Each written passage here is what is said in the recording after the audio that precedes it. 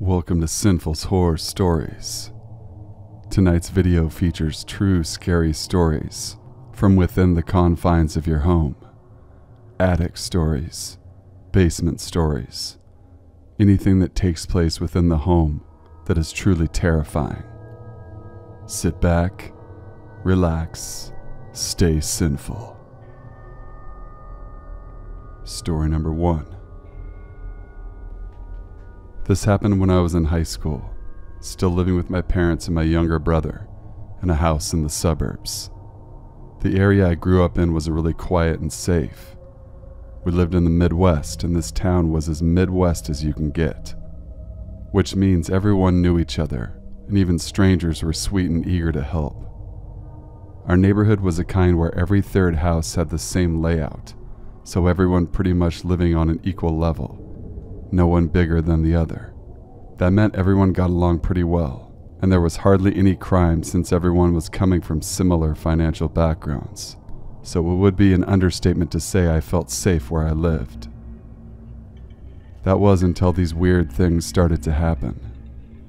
These were small things, pretty inconsequential in the moment, but when I look back at everything, I always connect them thinking there was something weird going on. It started at the beginning of my junior year of high school. One morning I had woken up early to put away my clothes, because I'm weird about these things. I made sure all my dressers and doors were closed before I left. I was the last one out of the house because I had a doctor's appointment, and the first one home. I asked to make sure later too, but when I came up to my room my door wasn't closed all the way, and my closet was completely open. I thought it was weird and brushed it off, but this happened more than once. I'd sometimes be missing t-shirts or pants after that, but told myself I was just being stupid and probably lost them somewhere. Another night, after I had gone to bed, I was woken up by the sounds of footsteps coming up the stairs. The fifth step creaked really badly, and when I heard that I woke up very quickly. I remember it clearly because I could hear it over my fan.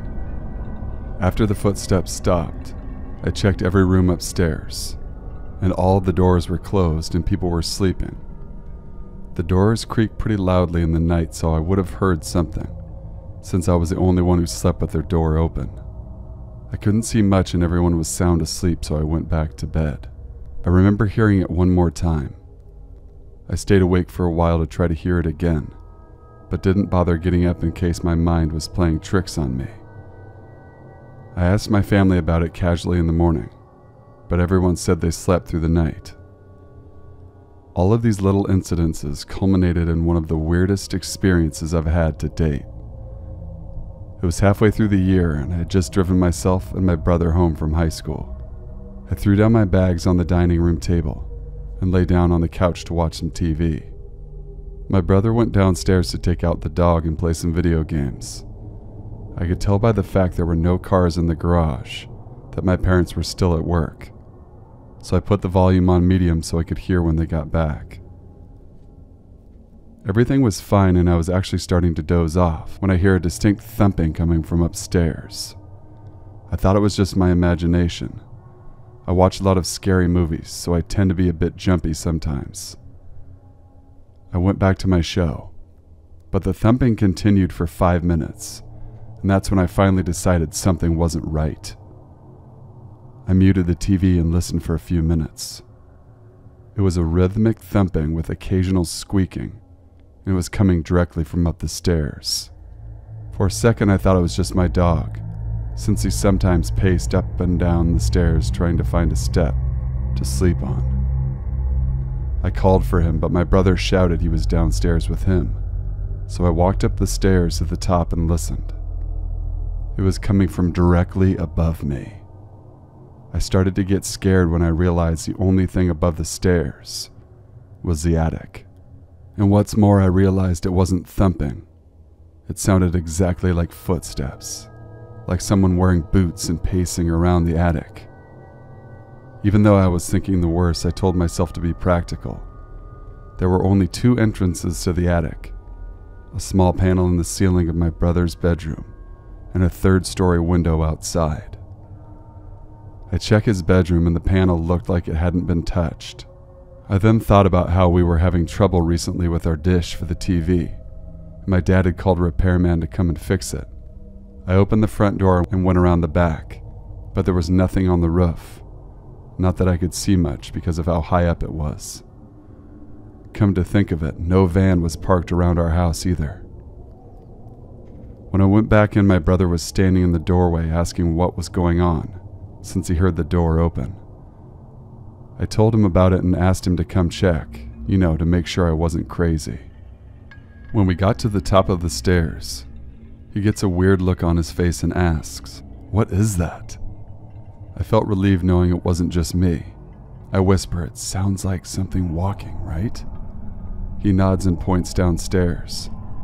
I know what he's talking about and I follow him. The floors are pretty thin, so in case it's a person, we talk quietly about what to do next.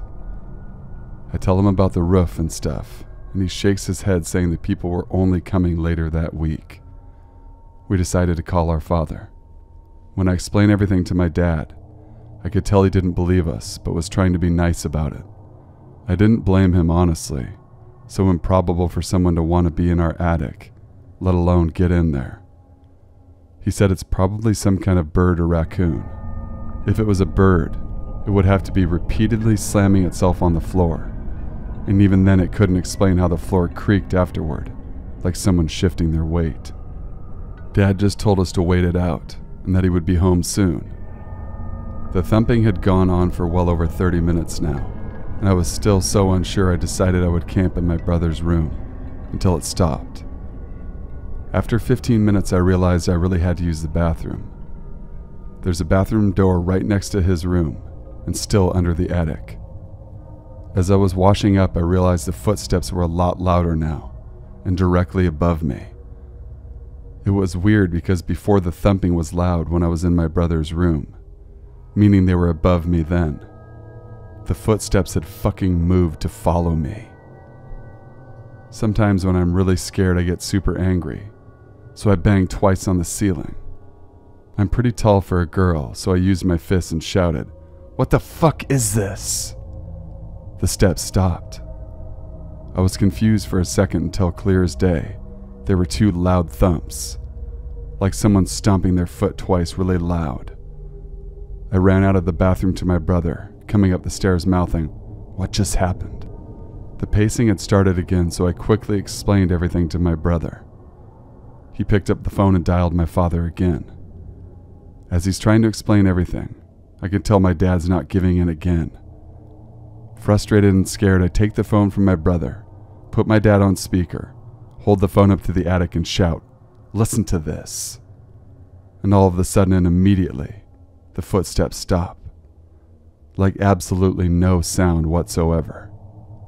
After a minute of silence, I can hear my dad say, "What sound?" My brother and I just look at each other and bolt down the stairs. I tell my dad just to get home quick and that we would wait downstairs for him.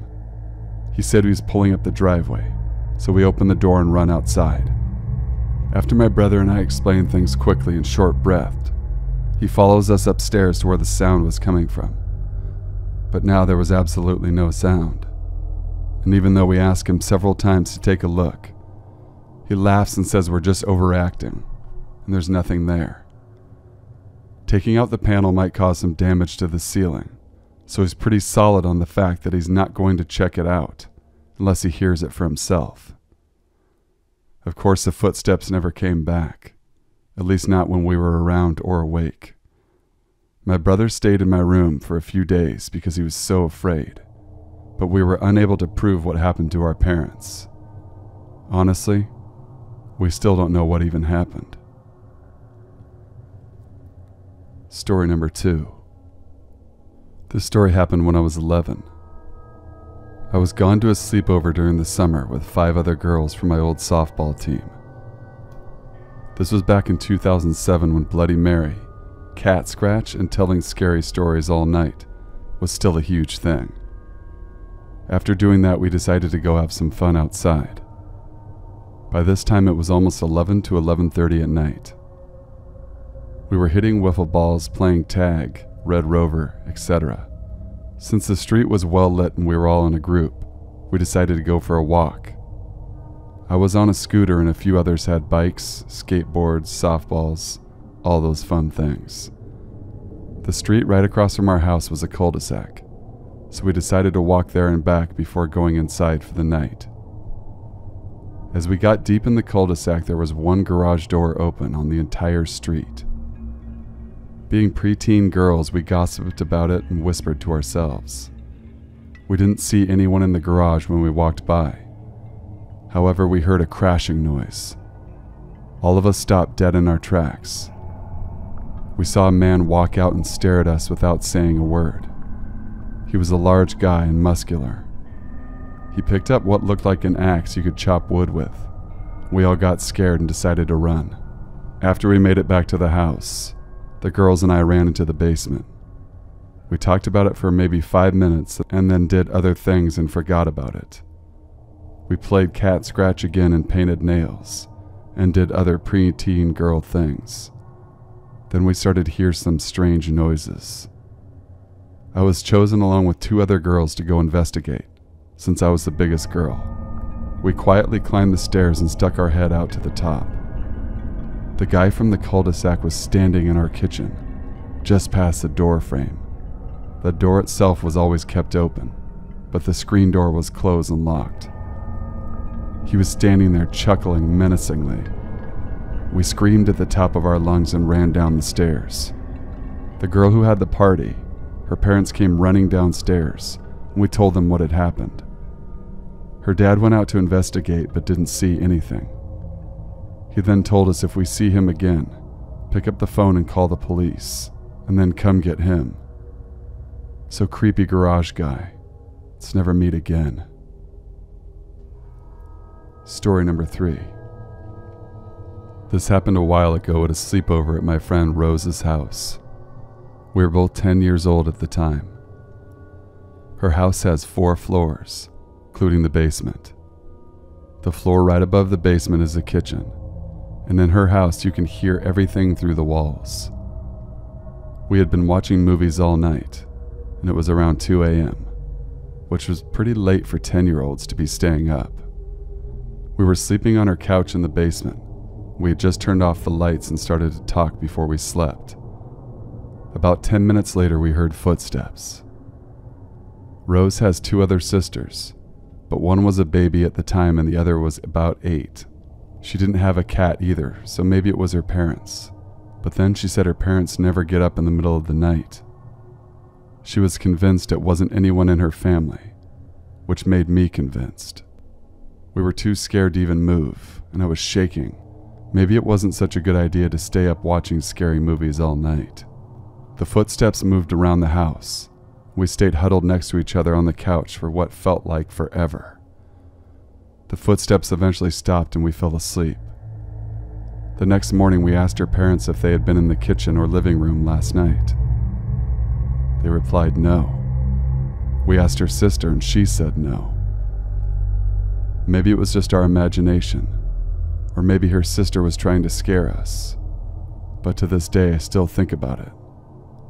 So creepy late night visitor, let's not meet again.